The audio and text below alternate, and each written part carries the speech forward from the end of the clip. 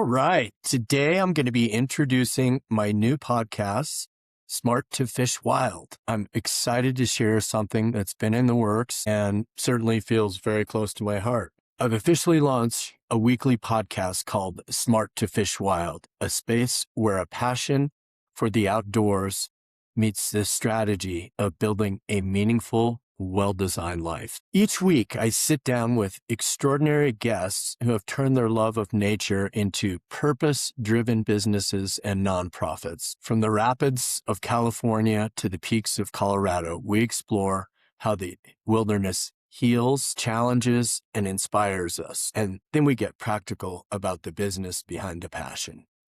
We talk candidly about leadership, fundraising, efficiency, legacy building, and how to create the freedom to spend more time doing what you love, whether it's on the water, on the trail, or simply just living with more intention. I couldn't imagine a better way to begin this series than a conversation about belonging. In this first episode, I sit down with Seth Erlich, CEO of SOS Outreach, a national nonprofit using skiing and snowboarding to build mentorship, confidence, and long-term opportunity for people who might not otherwise have access to the outdoors. We explore how shared experiences in the outdoors create deep, lasting connection, why belonging is a powerful and often underestimated leadership force, what time in the mountain teaches us about perspective, resilience, and community, how purpose-driven organizations grow impact without losing their soul. It's a thoughtful, honest conversation about leadership and legacy, and how some of the most meaningful lessons don't happen in boardrooms. They happen on chairlifts, trails, and rivers. New episodes of Smart to Fish Wild drop every Thursday at 5 a.m. Perfect for early risers, wherever you are. You can listen and subscribe here, YouTube, Spotify. If someone comes to mind as you listen, someone who loves the outdoor, leads with purpose, or is thinking about how to design a more intentional life, feel free to share this episode with them. That kind of connection is what this podcast is really about. Thank you as always for being part of this community. I hope you'll give the podcast a listen, and I'd love to hear what resonates. Let's get smart so we can go fish wild.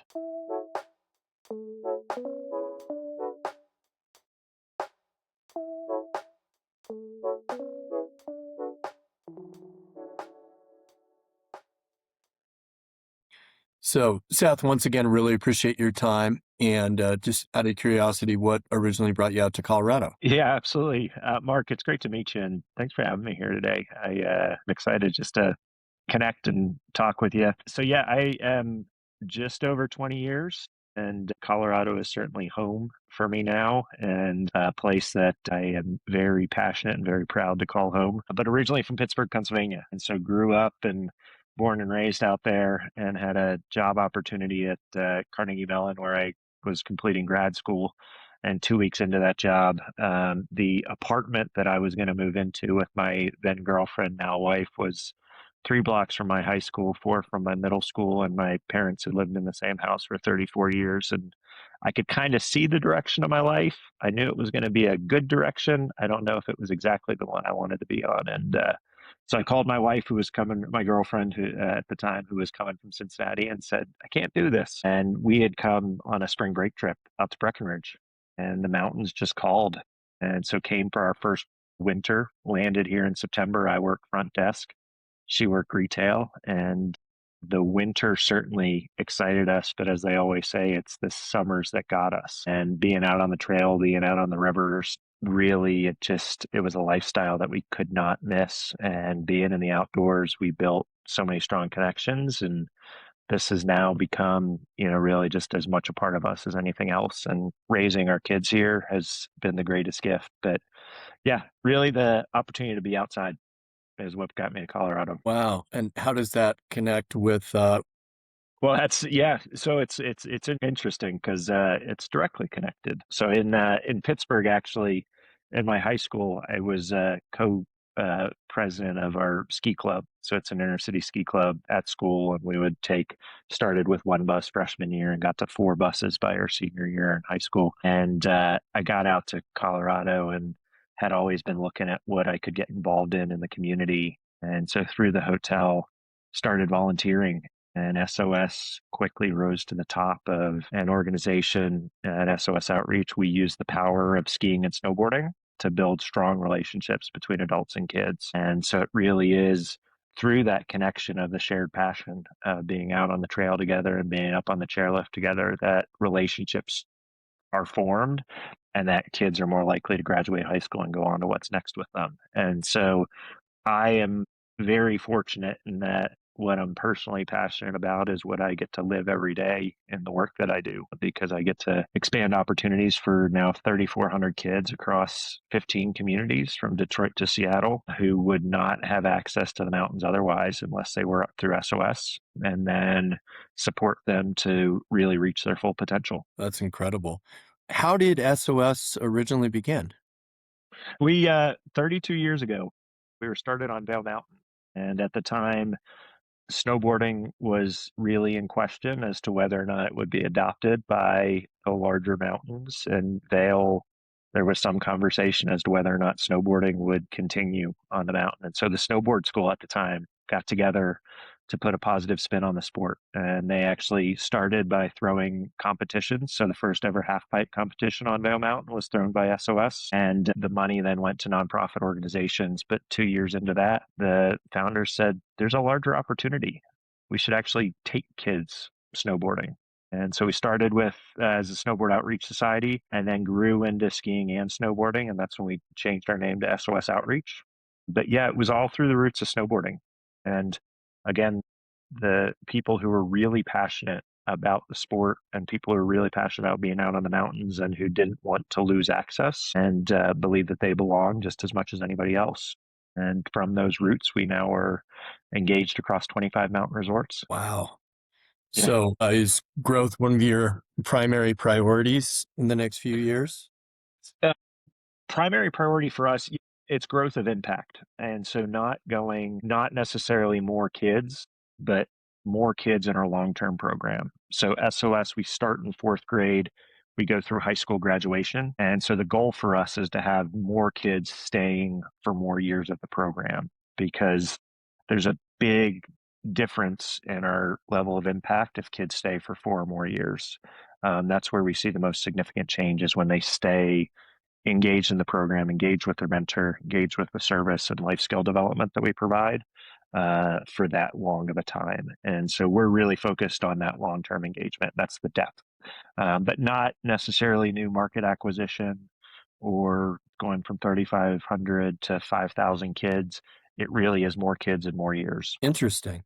That's Yeah. really cool. That's Yeah. really cool. Well, I can touch what we're talking about to some degree. I've got a 20-year-old who's a junior at Texas Christian University and an 18-year-old who's a freshman at Ole Miss and 15-year-old Lily who's a sophomore at Regis High School. And they've all been blessed. And the two boys were in the Winter Park Ski Patrol. Uh-huh. And Lily, my daughter, is going to be in the Winter Park Ski Patrol for first year this year. So I drag her all the way out to Golden to do that outdoor emergency care for 3 hours Monday night and 3 hours Wednesday night so she can get her certification to do that. But that has helped them grow in such incredible ways. So I absolutely have direct, deep appreciation for what you're talking about. Well, That's and Mark, I mean, you get it as well as you have three kids who are in it. Mine are 13 and 14. So I'm just behind you and Lily right now. So we'd be 13, 14, 15. But you get it. I mean, I think about it on the time with my dad. We could have been having the most challenging day and then heading up to the mountain, being on the chairlift, we could talk directly with each other in ways that in normal sitting across a table we weren't able to have. And that's the same situation that happens with our mentors. And so that connection that's there when you share an activity together. And that's right. the really unique thing about all of this individual recreation, whether it's fly fishing, as we talked about kicking this off, or skiing or snowboarding. You get to do it together. And we at SOS, we have 75-year-old mentors who are working with 12-year-olds. And that's a very rare age gap to bridge, and yet the kids just are so deeply connected because they share this passion and they share this love for the mountains and they share this love for the outdoors. Now, I should probably know the answer to this, so I apologize, but do most of the kids come from like Denver area or for It's Vail? both. Yeah, no, so it's both. We have a Denver office, and we work with about 500 kids out of Metro Denver, so out of the Metro County region.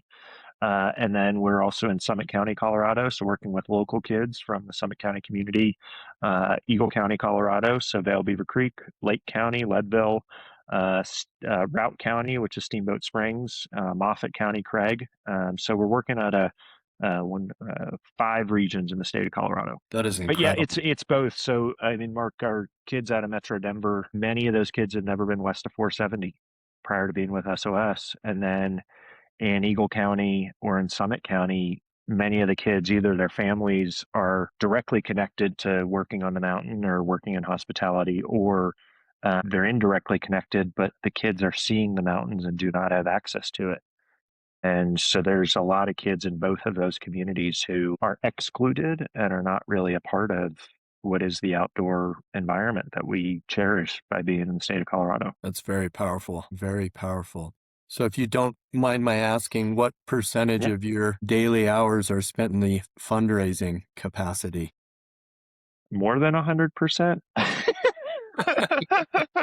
That is, yes. 110%? So, as CEO of the organization, yes, everybody often thinks that I have the most fun job of getting to ski and snowboard with kids. And as the joke is, if I'm the one out at the program day, that means 3 calls went unanswered before they got to me because I'm one of the last people to head up on the hill. A lot of my job is in that fundraising aspect. It certainly is a core part of the work that I do, and it's also what I love. I love to build really strong relationships to increase our impact. What we do is incredibly impactful, and yes, fundraising is a core part of my job and my responsibilities. Yeah. I'm I'm looking at your LinkedIn page and how long you've worked for Eagle County Gives and Eagle Valley Community Foundation. It's a pretty awesome skill set. Do you Yeah, see a lot of benevolent overlap between what you do in Eagle County and SOS Outreach? yeah, absolutely. Just, I mean, being in a smaller community, in the mountain community, and so those are volunteer positions at the Eagle County Community Foundation, and then Eagle Gives, which is a collaboration of 60 plus organizations. There's a lot of overlap of donors and engagement.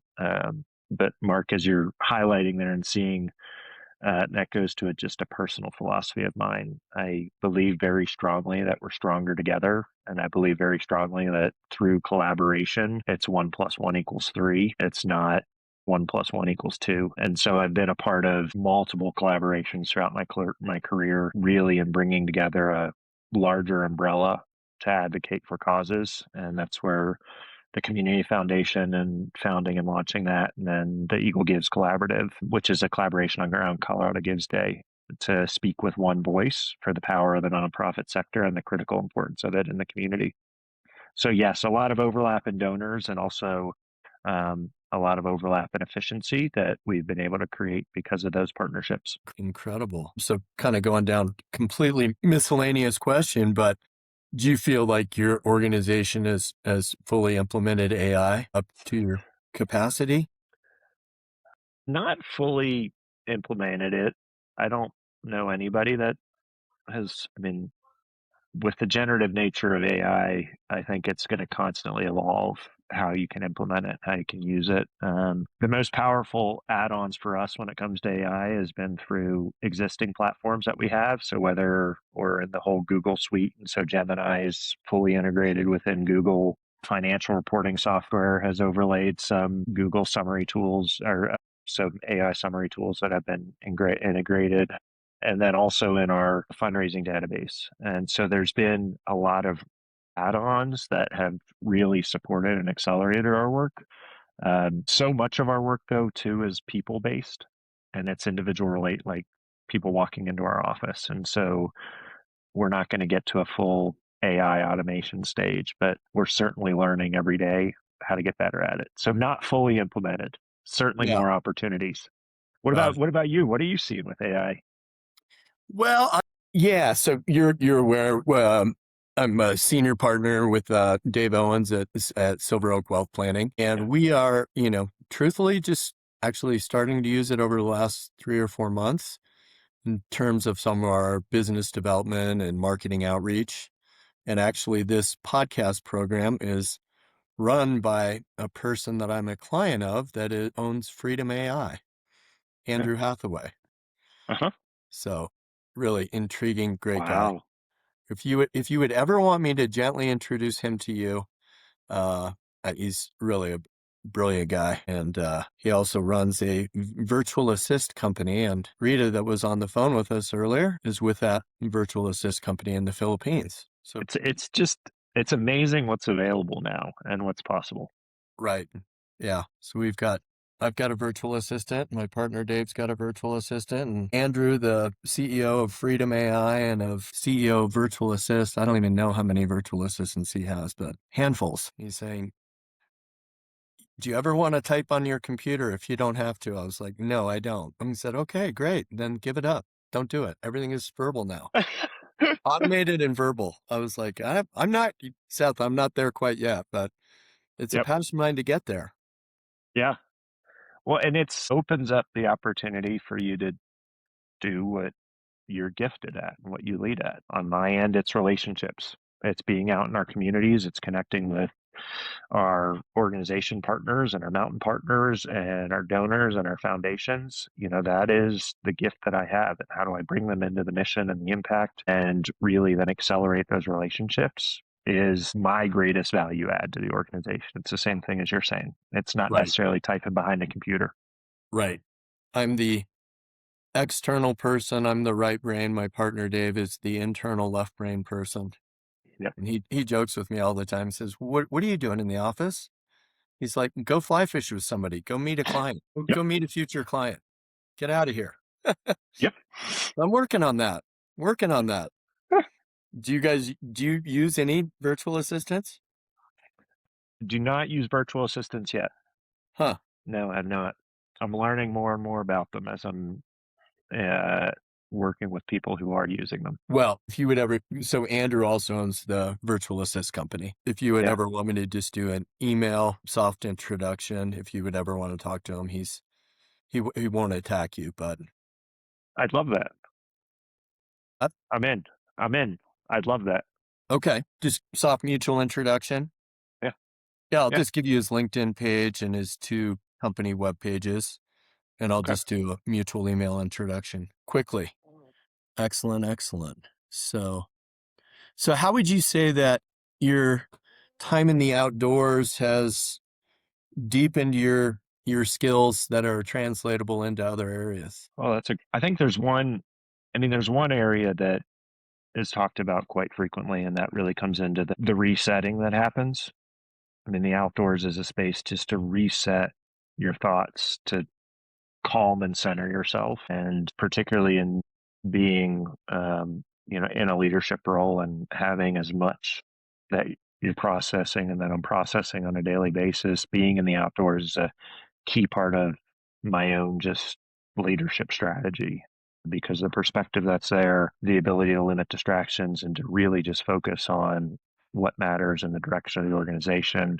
The outdoors has certainly provided that to me consistently. In terms of larger lessons or, you know, more direct applicable lessons, it really is the same thing that we foster within SOS. One is the community aspect of it. My deepest connections personally have come through the shared experience of being outdoors together, and that community and that connection and what happens when you're out on a trail together and when you're out doing activity together, um, is where real change happens in relationships. And so community and connection has really helped, and knowing that it's not, again, not just sitting across the table. The other side of it is that that risk and challenge. When you're in the outdoors and you do something that you didn't think you could do, it makes it a lot easier to take the risk and challenge when you're in the work environment, because you physically pushed yourself further than you thought you could. You hiked that 14er, you did that steep run, you did that challenge, you were out all day. And so it then makes it certainly translates into the work where you'd say, oh, that's not as hard. I did that. Yeah. Oh, that's very, very well articulated.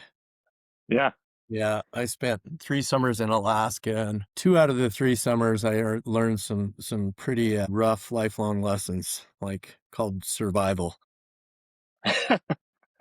So, when I have a bad day, I look back on those 2 experiences, and I'm like, "I can handle this." You No can no handle it. Yeah, no matter what happens today, if this goes the worst it can go, Yeah. I'm still okay. I'm still on my 2 feet and breathing. We're all good. Yeah. Yeah. And that, no, I mean, that whole side of it, of you can handle this. And it also teaches a lot of adaptability, which is another side of it, because it can rain. Your gear may not work as you thought it would. You may be missing a tent pole and you just figure it out. If you Yeah, have a freaking out 5 miles into the trail, doesn't do anybody any good. yeah, exactly. That's a great point. And Yeah, no one's going to hear you anyway. So you can scream your head off and no one will hear you. Then you have to address the issue at hand. yeah, yeah. My family, if you ask any of my 3 kids their favorite sport, their automatic response is, "Do you mean other than skiing?" Yeah. That's my family too. Yeah, so I get it, and they grew up so busy with their athletics all summer and spring and fall that they're now getting into fly fishing, which is I'd say skiing and fly fishing are my 2 biggest outdoor passions, but Mhm. needless to say, anything outdoors I'm happy doing, but, fly fishing is really peculiar, and the people who don't do it just don't get it. Like, my ex-wife, for example, it's like, "Are you such incredibly good friends with Bob? Like, you've been, like, fly fishing with him once." And I'm like, "Well, let me explain how fly fishing works. We fly fished for 3 days in Montana. Multiply our time in the water about 12 hours a day times 3. That's 36 hours. That is more than I've spent with Brian, my lifetime best friend, in the last 5 years, Correct. you know? It's like, that's why Correct. I'm best friends with them, because you Yeah. really get to know somebody over 36 hours. Oh, and then you drive up to Montana and back, so add 46, 50 whatever, 51 hours. That's a lot of time. It's a lot of time together. And People who don't that's exactly it. Right, and there's no cell phone. There's no sticky notes. There's no Mhm. stressed out finger and hair and anxiety and stress. It's just like, it's a whole different world. It's a great It sure world. is. It's a great world. And that's So, the power of being out there in outdoor recreation. yeah, It's the greatest thing. And I'm lucky where I get to then extend that to thousands of kids and see the experience of what happens when kids who didn't think this was for them, they get out there and they then belong on the mountain, and then what that does to their opportunities long term. yeah, very cool. Very cool. Yeah.